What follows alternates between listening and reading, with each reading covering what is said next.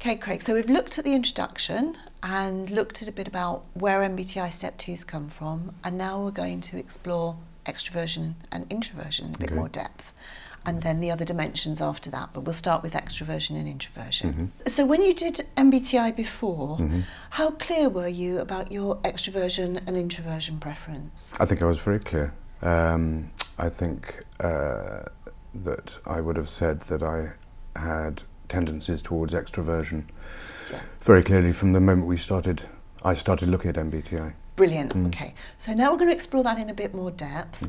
And just to say that we're looking at, as we talked about in the introduction, 5 facets of behaviour that will give us an indication of how you express your extroversion. So if you think about other people who have been on the development programme with you, there would have been more than just you who have an extroverted preference. Yes. But how you express that, you may have noticed subtle differences between you. So that's what we're going to be looking at now in terms of your uniqueness in terms of your extroverted profile. And the 5 facets of behaviour give us an indication of that.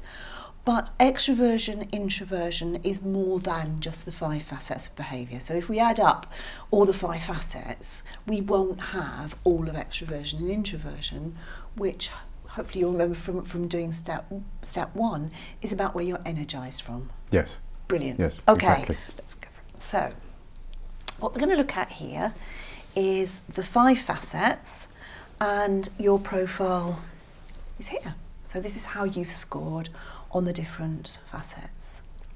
So the first one is initiating and receiving, and this is about how people introduce themselves to each other. So people who have an extroverted preference tend to be initiating. Yes. So they tend to start conversations off, they're happy networking. I see you nodding. Yes, yep, all makes sense. Yes. Whereas people who are receiving are comfortable waiting to be introduced. So they may be maybe at the edge of a group and are comfortable being in that position waiting for somebody to introduce them. Yes, I can see that's not me. No. Yeah. How would you be at the edge of a group? I would be wanting to get into the group. Yeah. I'd be wanting to get in there and maybe be leading that group. Yeah. Okay. Very much so. The next facet is about expressive and contained. So people who are extroverted preference tend to be expressive. So they share their thoughts, their feelings with other people, and they're expressive in how they do that. Yes. So possibly easy to read, and can't quite understand why people wouldn't share their thoughts and feelings. Yes. Okay. Yes, that's very much me. And if we look at the other side, because it's useful to understand who you are, but also how people who are different to you may come across. And they tend to be more contained. So they don't believe it necessary to share their thoughts and feelings. So they're more contained in their expression, but also in what they share. So that's something I've had to learn over time, a long time to do. So although I'm more naturally expressive, and always was, I've really had to learn to contain. So what this is suggesting is that your natural behaviour is to be expressive. But what I'm hearing you say is I've learned to contain it. Yeah. Is it a conscious effort? Absolutely conscious effort. Yeah. Yes. Doesn't come naturally at all. Yeah. If it came naturally, it would be over this side. And just as you've talked about the challenges for you of having to hold back sometimes as a senior manager in terms of what you might share with people, senior managers and managers who are on, or anybody who's on the contained side, what they have to learn to do is sometimes to share more than they would naturally share.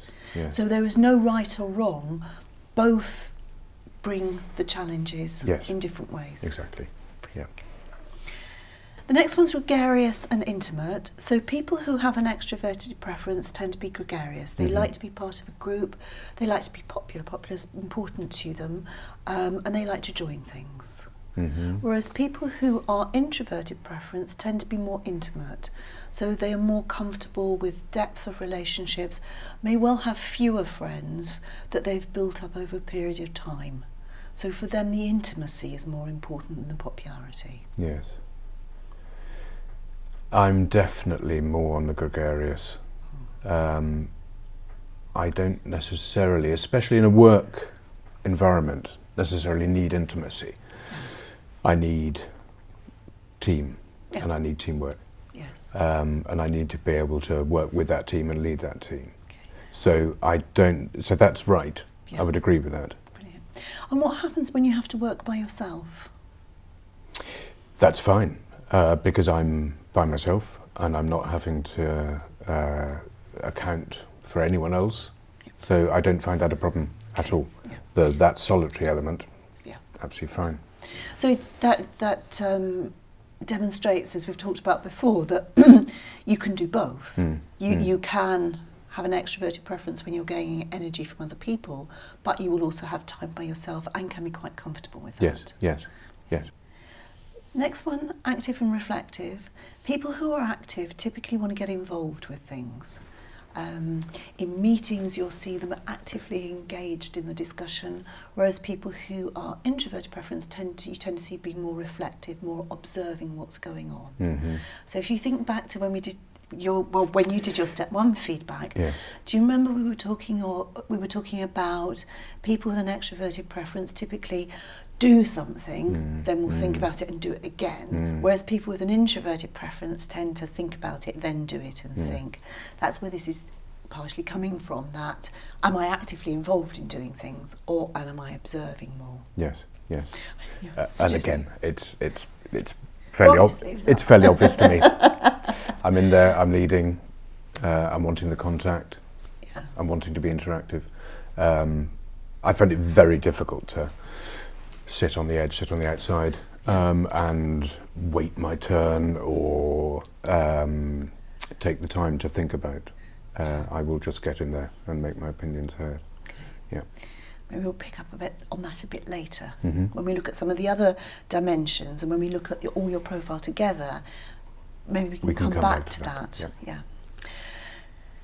Last one is about enthusiastic and quiet, and this is around energy. So people who are enthusiastic have lots of energy that you can see. So the energy is on the outside. They enliven other people. They often will embellish things and enjoy telling stories. People who are introverted preference tend to be more quiet. So they've still got the energy, but the energy is on the inside. So if you remember this card from when we did the step 1 feedback, when you did your feedbacks then, that the energy is coming out, the energy is going in. So they've still got the same amount of energy. It's just with the extroverted preferences on the outside, you can see it. With the introverted preferences more on the inside. So when we did step 1, we talked about where do people like to go for an ideal weekend break. Can you remember how you responded to that? I think I said I wanted to go somewhere vibrant, and so somewhere like Barcelona. Yes. I think it was. Yes. That would be that wouldn't be just a quiet, calm weekend break.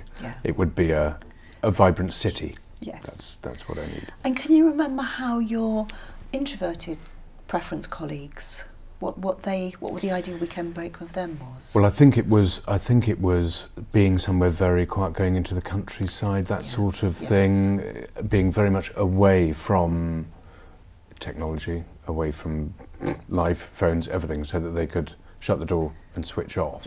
Yes. It was the calmness, the tranquility, and it wasn't necessarily that they were by themselves, so they would often pick up with the intimate of being with 1 or 2 people that they were very close to. Yes. Whereas this, linked with your gregarious, is in Barcelona with all your mates, people and everybody else. Yeah. Okay, so having gone through the facets, does that give you an idea of how you might express your extroverted preference? Yes, it does, very clearly. Very clearly. And I can, as we said before and earlier, I could see that I clearly am extroversion. And they will make complete sense. Okay. We talked a bit when we were looking at the expressive contained about the challenges that brought for you in terms of perhaps there were times when you wanted to share things with your team or colleagues, but you were unable to. What other challenges do you experience in terms of your extroverted preference? I suppose it is to do with the being expressive and not contained. Yeah. So it's when I want to lead an idea or share an idea, and I have to remind myself not to, because there are times when it's much better not to. So I will set up a meeting and I will have to cancel it at the last minute because I've thought, no, I can't do that, I must step back. Okay, yeah. But the people I work with are getting quite used to that. So that's really where it shows up, I would say. Yes.